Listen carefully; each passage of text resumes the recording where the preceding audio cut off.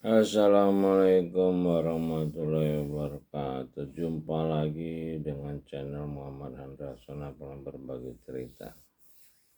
Barusan saya nonton video tentang Satrio Piningit dan harta amanah.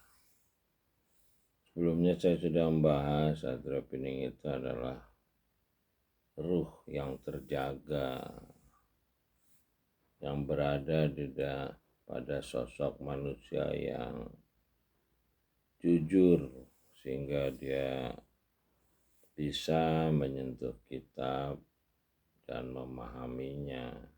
Kitab yang terjaga selama 14 abad yang disusun para khalifah setelah Nabi terakhir Muhammad SAW wafat. Jadi di situ dia bilang Satrio Piningit dan harta amanah. Harta amanah ini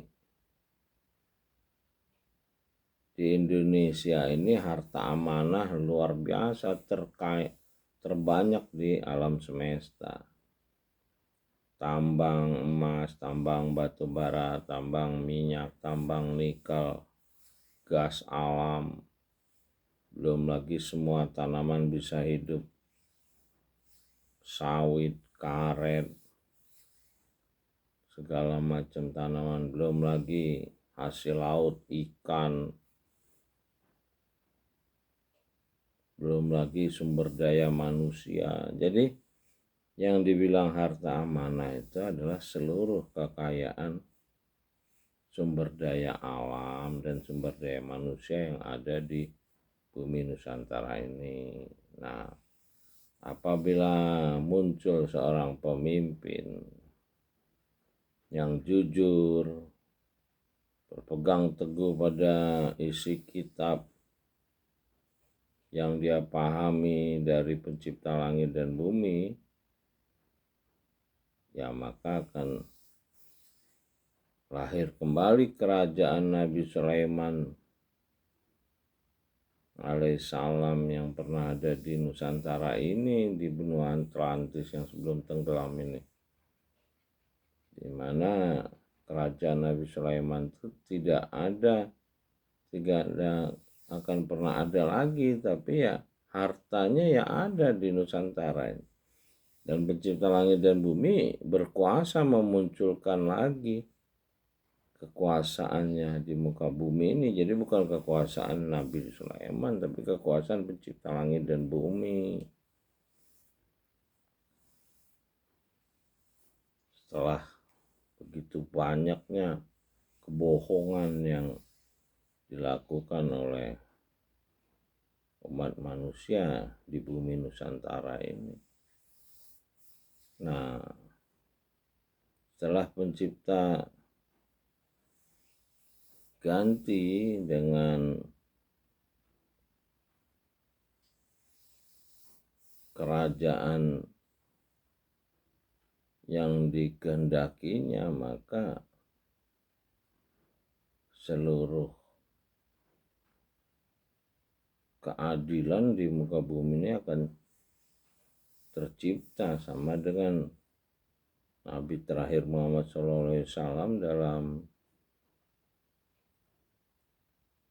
beberapa puluh tahun sudah menyatukan Jazirah Arab, dan dalam waktu 1 abad orang Arab menguasai 2/3 dunia. Nah, hari ini juga akan terjadi itu, orang-orang yang menjadi pengikut Nabi Isa alaihissalam dinyatakan di surat Al-Maidah dia akan bersaksi akan kebenaran kitab scripture, kalau kata Karen Armstrong, kitab yang terjaga selama 14 abad nih. Orang-orang yang mengikuti Nabi Isa akan membenarkan kitab ini. Itulah yang dibilang Nabi Isa membunuh Dajjal, karena kebohongan itu akan terbongkar dengan teknologi digital ini, penyatuan teknologi gelombang cahaya yang tadinya digunakan oleh Dajjal untuk melakukan kedustaan bisa berbalik menjadi Iqra, menjelaskan kekuasaan alam semesta. Jadi harta amanah itu ya bumi Nusantara ini yang merupakan kekayaan sumber daya alam dan sumber daya manusia yang terpelihara. Jadi tidak kebetulan umat beragama, beriman terbesar di alam semesta ini. Seperti Ratu Dempo bilang bahwa orang Indonesia ini melulu senangnya bicara agama. Ya, kalau dia masih agama berarti dia masih sesat dan tertutup dari kitab. Tapi kalau dia sudah memahami petunjuk Iqra, maka dia akan nyambung dengan Nabi Isa, Nabi Musa, Nabi Ibrahim, Nabi Adam, sampai ke pencipta langit dan bumi. Nah, mudah-mudahan kita diberi kekuatan yang menolong. Robi adil yang berkolat sedikit, wahrin yang meraja sedikit, jalim ladun kasultanan nasiro, salamun kolam ya Rabbi Rahim. Salam dari Maman Andrason Napoleon, berbagi cerita dari Menara Langit. Assalamualaikum warahmatullahi wabarakatuh.